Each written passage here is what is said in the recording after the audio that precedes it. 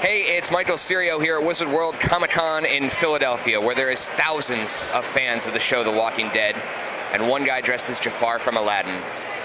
Last night, Emily Kinney, who plays Beth, was at Milkboy in Philadelphia, a sold-out show. She is now an amazing singer-songwriter, and we had the chance to sit down and talk with her before she played.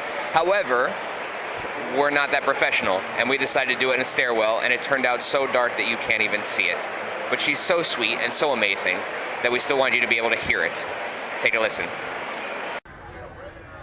Tonight at Milkboy in Philadelphia, the lovely, the talented Emily Kinney. Hello, how are you? Hi, I'm good. So they tell me that you were on a TV show or something. It's true. Can I guess which one it is? Sure. Okay, is it Mad Men? No. Is it Step by Step? There's a lot of fighting zombies involved. I do know that one. The Walking Dead. But you're not. They killed you, or you killed you, or something happened. Yeah, I got shot in the head. I hate when that's the worst. I know, and captured by these people at a hospital, and then the one lady got me good. So here I am. So how long has it been since you've been done shooting everything? Yeah, well, it's been since December, since my character got killed off, and there was one other episode that aired in February that I was part of, but I've been done filming since, August or the fall or so. So yeah, since, it's been less than a year.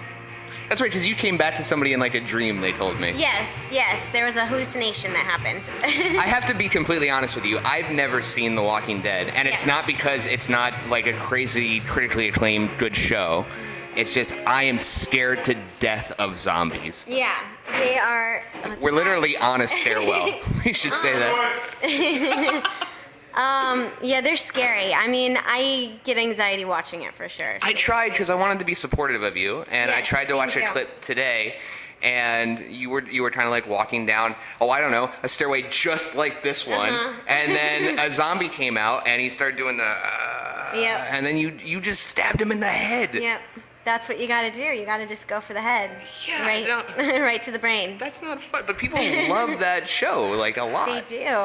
They do. Great fans of The Walking Dead. There's actually, right now, and I want to talk about music for a lot, I promise. But there's the Wizard World thing's happening a couple blocks away right now. There's an army of Beth fans a couple blocks away. Yes, hopefully they'll come to the show. Yeah, well, I guess it's sold out, but... Well, hopefully they already bought tickets. It makes sense. Yes. What a big nerdy weekend for everybody. They go buy some comic books and come see you play some music.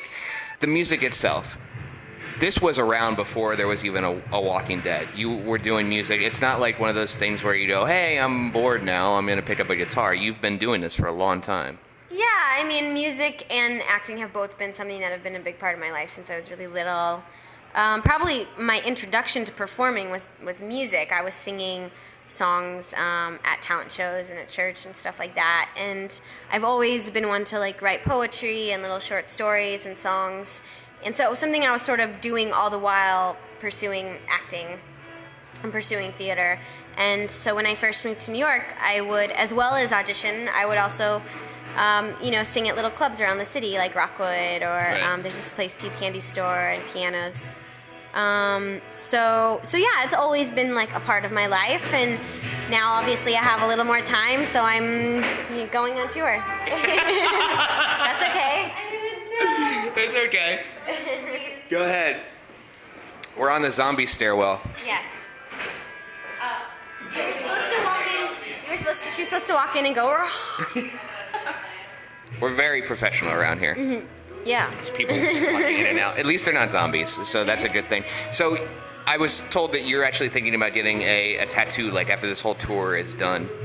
Yeah, well, it's something I'm sort of thinking about, me and it's the talk that we have on the van from venue to venue. One thing that we've talked about is maybe getting a little tour tattoo. And what would that be? I don't know yet. That's step one. I was thinking some phrase from one of the songs, or maybe I don't know. We'll see. Okay. Maybe a glockenspiel to go along with the song. Probably not, though. Something that will mean something. I also thought, when I'm playing guitar, it'd be cool to have something right here, written right here, that was sort of inspirational or grounding. Or the set list, so you know. Or your set list. Yeah, just practical things. Right.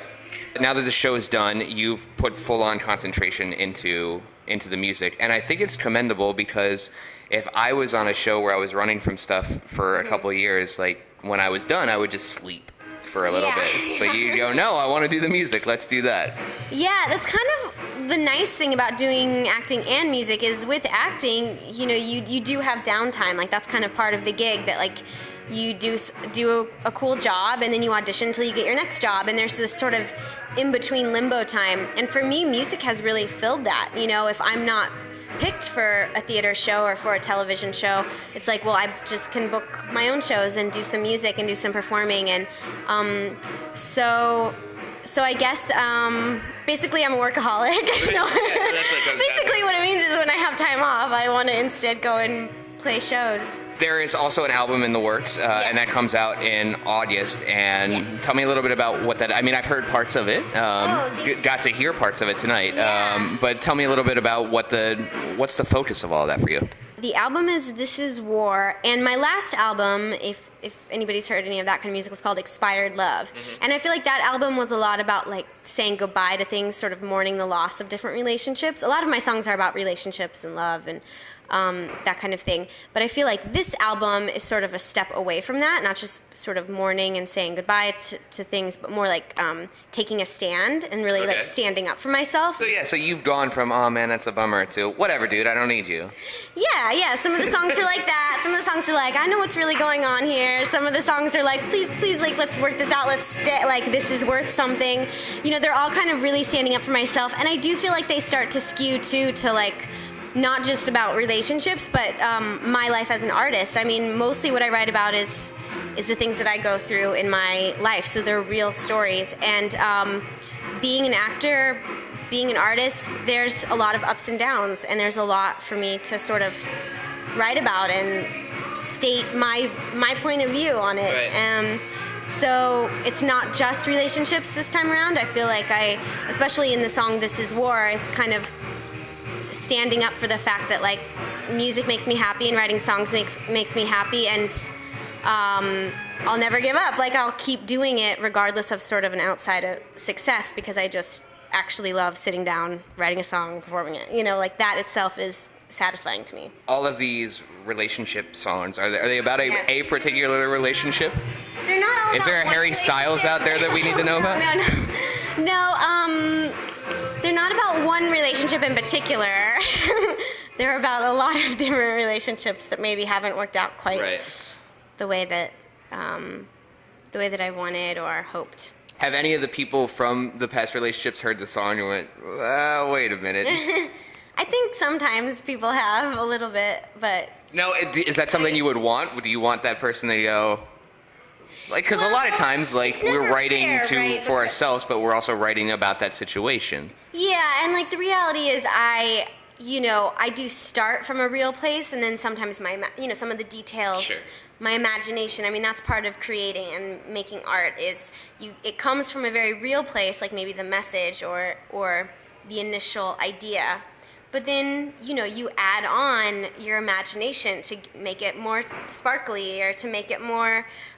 or to prove a point, you add on little things here and there. So, and you have to remember it's all from my point of view, and it is just a song, so I might feel that way in that hour that I wrote the song or that day. And also, I know that it's not really fair to them because it's like, it's my point of view, and it's not meant to be. I mean, it's supposed to be my experience. The album is out in August. This Is War. Yes. And tonight, here at Milkboy in Philadelphia. Emily Kinney, thank you so much. Thank you for having me.